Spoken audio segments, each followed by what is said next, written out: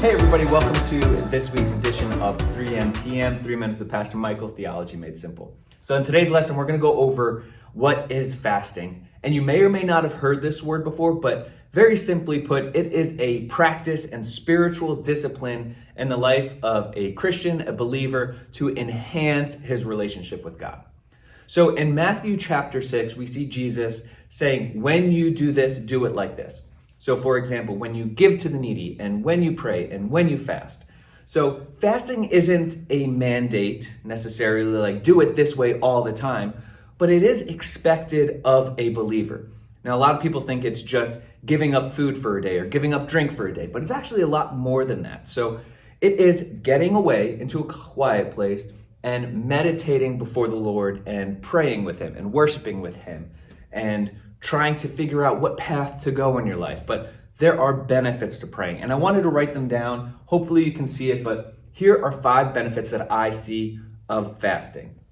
The first is it increases our dependence on God and humility, saying, hey, we need you, and we are gonna put it up to you and help me figure this out.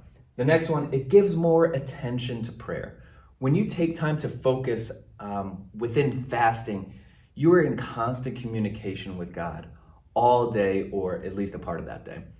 Next is a continual reminder to sacrifice, because if you're giving up food, for example, you're gonna be hungry all day, but the continual reminder that you are sacrificing your life to God and you are giving up something of yourself to focus on your relationship with him, which is most important. Next, it increases our self-control and discipline. It's very easy to binge and want to eat as much food as we can and drink as much as we can, but this actually allows us to pause and take time to reset and breathe and focus and control ourselves throughout the day.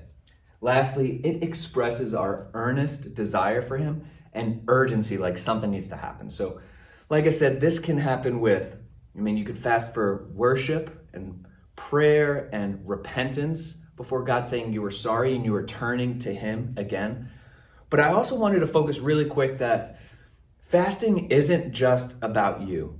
The way I would describe it is there is a vertical intention to praying, but there's also horizontal intention of why we would fast and pray. So the vertical relationship, you and God, is the most important thing about praying and fasting. It should be about realigning your heart to the things of God and focusing on that. But not just that. You also want to take the horizontal approach and pray for the city and your community and the whole world.